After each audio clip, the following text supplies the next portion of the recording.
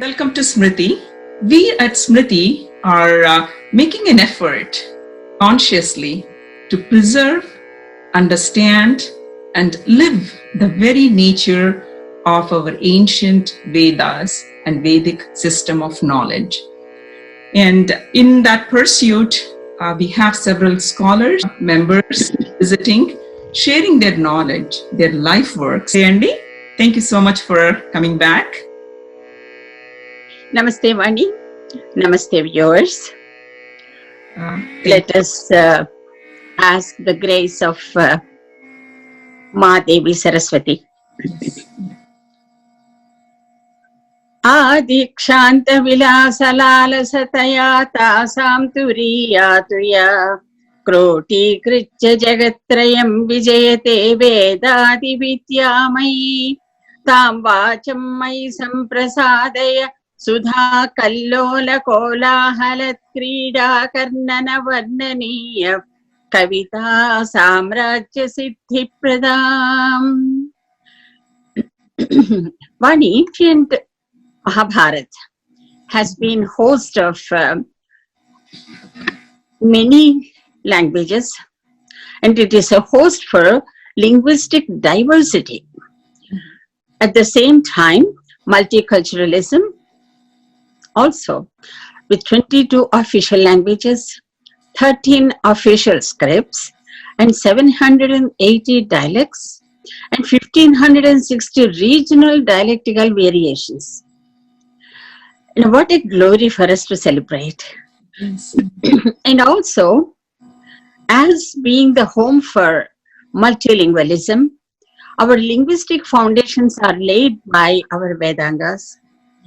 Siksha Shastras, that is prosody, and phonetics, and Pratisakyas, and Vyakarana Granthas, that is grammar, and Nirukta, the etymology, and Tarka Shastra, the logic, the treatise for logic, and Chandu Granthas, which talks about the meter. And all these are protecting our languages, especially in Bharat. And phonetic diversity and linguistic diversity are two elements that are protecting our languages. Let us talk about little bit about Sanskrit, origin of Sanskrit. And previously existing words from Vedic literature were accepted as a primary foundation, and they were taken into consideration and were refined by grammatical rules by Acharya Panini. And he used Maheshwara Sutrani, 14 linguistic principles. And he gave a phonetic formula for us. And also, at the same time, the sound units that he talked about, all the 14, talks about certain things. And we will talk about that very briefly, not much. But as you know, the script for Sanskrit is Devanagari. In Devanagari, even before, there is another script, Brahmi, and it is also called Sarada script. And these scripts were developed much later, after Panini gave the Maheshwara Sutras. And these 5 sutras are basically found 5 avenues. And these sound syllables. And phonemes, these phonemes, in these 5 avenues, I would call it, the sound units come out, the first one. Let's talk about the first out of the 5. The first one is sound units come out without embracing or touching any of the articulation points originating in the navel area. It flows through, comes through the throat, and exits. And these are called pranaksharas. And finding a way to come out. Okay? And the second one is the pranic energy, that is the prana shakti, or the life force. It gains nada, and and it finds certain articulation places where a complete touch happens. These are called sparshaksharas. And the third one is sound units formed by the touch of specific articulation point in the oral cavity, but they detour through the nasal passages and become anunasikya. And the fourth one is sound units and the pranic air, fire element, energy, all these make another half-touched components. Okay, and sound units, while passing through the articulation area, this pranic area introduces different sounds. There is only half touch, and those are called ushmas. They use much more air than the rest of the letters. And the fifth one is, it uses much of the breath, takes more effort, and they form a different articulation, and some of them have a particular place and some of them don't. So their potency is more than the ushmas. So these 5 avenues, they form all the letters. And there are 2 more very interesting letters. Ra. When we pronounce the R sound, what happens is, it's a retroflex sound, as we all know. It's back of our teeth. The tongue touches the back of our teeth, and it's called barkhyam. That's the word used in Sanskrit. And when we pronounce tra, dharma, dhruti, our tongue touches the back of the teeth on the top. And there is another R sound when we pronounce rushi.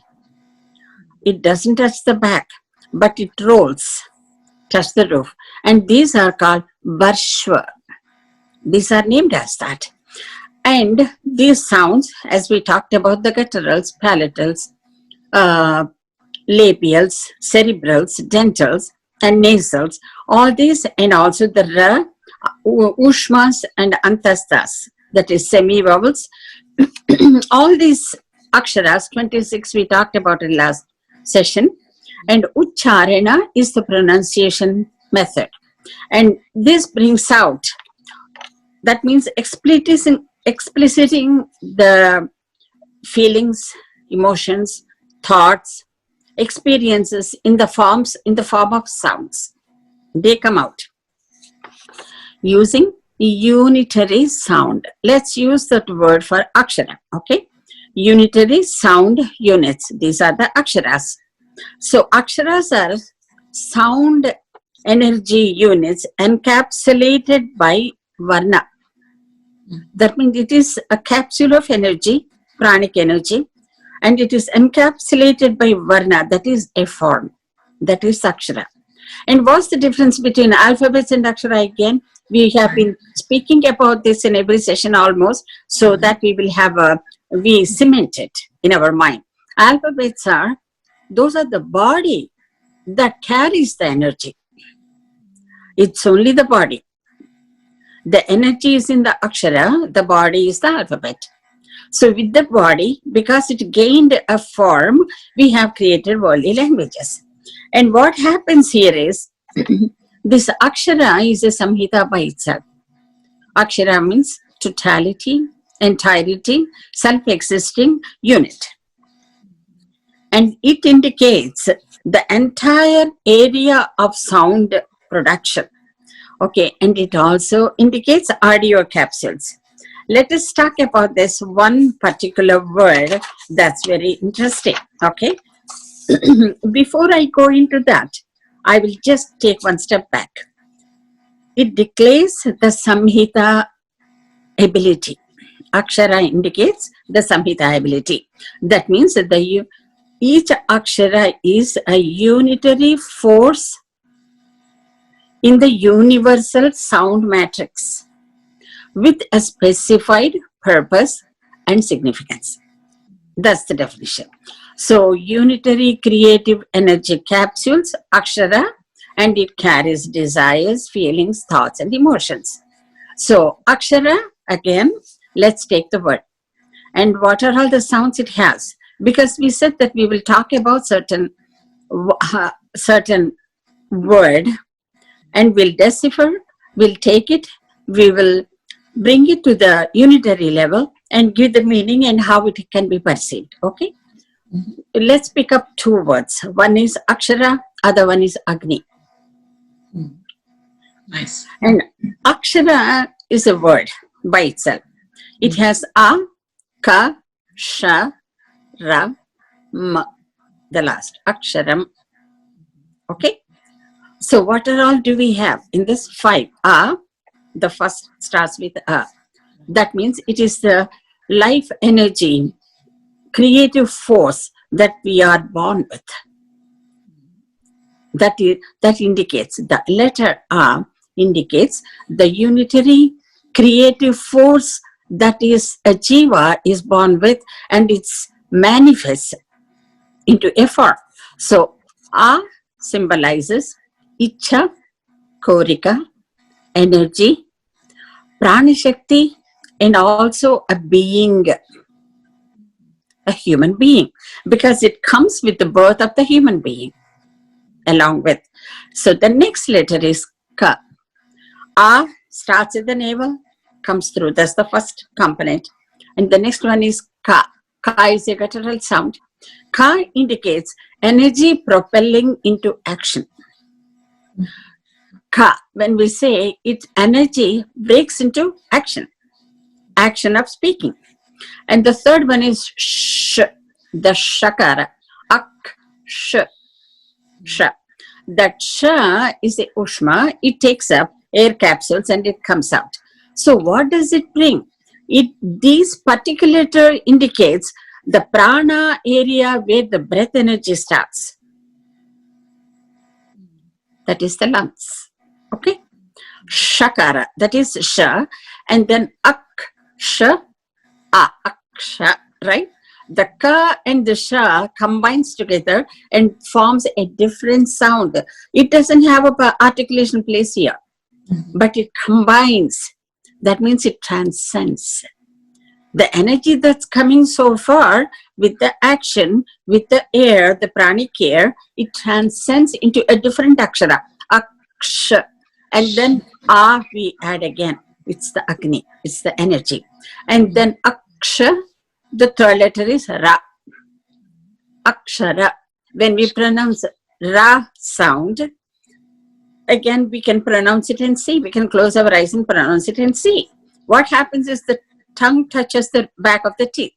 So it is a Jiva Lakshana. That means the being, that is me, I am making that sound. So R represents Jiva. That is Antastha sound. It's a semi-vowel sound. So again, it ends Akshara. Again, Agni joins. There need to be a thread into the beats, right? So that is the Agni. So the last letter is M. M is a nasal sound. That means all knowing, that by the human, all knowing is indicated by nasal sounds. So all knowing symbol is Makara. So Akshara. A started at the navel. Ka started at the guttural. Sha started here in the oral cavity. Ra, it led us to almost to the tip. And then it took the energy from the our jnana area, and comes out. So it occupies the entire oral cavity to make this particular word. And it uses all the articulation points to make the sound, to give the whole total sound. So Aksharam symbolizes, the word Aksharam symbolizes 5 articulation points, 5 different energies, 5 different aspects with a different purpose, and it carries a meaning, and it gives one letter, that is Aksharam. That means it's a whole Brahman. Akshara, Brahman. Okay? And it's Akshara has an inherent meaning in it with all the pronunciations. And in alphabet, it is attributed meaning. Okay? Akshara carries inherent. How can we say, as I just said, all the particular areas, this energy that comes within brings all these meanings. And what we do is the vak, when it comes out, is called Saraswati. The sound, that means the unitary sound energy that comes out in a kriya form, that is action, that means in ucharana, that is pronunciation. That energy is called Saraswati. Okay, and what gives the energy for us? Our annam, that is the food that we eat for the physical. And what gives the form is the emotion that we carry. And what we bring out is the jnana that we have. So all three components brings out this aksharam. So how do we give this meaning to it? You bring them to the basic level, that means unitary level, and see why we are using those particular, we can use any of kachata, tapaga, jada, daba, but we did not. There is a particular specific structure in the matrix. So that's how we pronounce akshara shabda. And let's see the Agni, what it does. To pronounce aksharas, we need Agni. That means it's a fire element. Fire element is needed for action, for any act. Especially the pranic energy requires fire element to make an act. Okay, that fire element is called Agni. That means pranic energy that leads to action in three worlds, that is physical, emotional, and intellectual worlds. In these three worlds, the entire spectrum of our actions in life results behavioral patterns in day-to-day life. And these actions improve and transcended from existing state. What is helping? Agni, the fire element in the jiva, that is the pranic healing, pranic formation, and it heals. What it does is it combines and it heals, it nourishes, it transcends the action into a particular sound.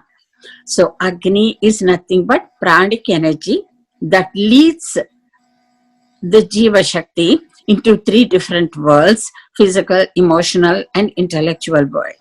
So life is like a ball of fire. That means full of energy. And that means Jivanamu Anantagnula Kodika. That means it's a ball of fire. Who helped all these things? Gautama, Shaunaka, Yashka, and all the rishis of the yesteryears, they have talked about it. And in our language, in any of the languages from Bharat, we use these aksharas for a purpose and we make that. And we have deciphered the akshara, how we form. And also Agni. Agni has A, G, N, E. Starts with A. It is the Shakti that came along with our birth. Ga is the cerebral sound. That means it's transcended. What is transcended? Na, that is the jnana. So our jnana transcended and it came out now. That is present continuous. That is E, the Vartamana. So what we have, it came out, transcended to a greater level. The energy that did this is Agni. So this Agni can be, it is, as we talked about, it is Bahvagni. That means it is in many, many, many forms, as the life itself is a ball of fire. That means what is happening is our inherent energy proactively picks up the knowing, that is the known, and brings it to manifestation, that is present continuous state. That energy that does is Agni. So there are two words that we talked about today, Agni and Akshara. We have made them into unitary sound elements and we talked about these two. And so in our next session, we pick up a few other words and we will see how to understand the aksharas and the words that we speak in our day-to-day life. Okay? Very Thank nice. you, Varun. Thank you. Thank you again. Such a beautiful explanation. And thank you all Do visit us back again. Dr. Sarada Garu has more to share her life works and on Aksharapadeeyam. Thank you. Namaste. Namaste.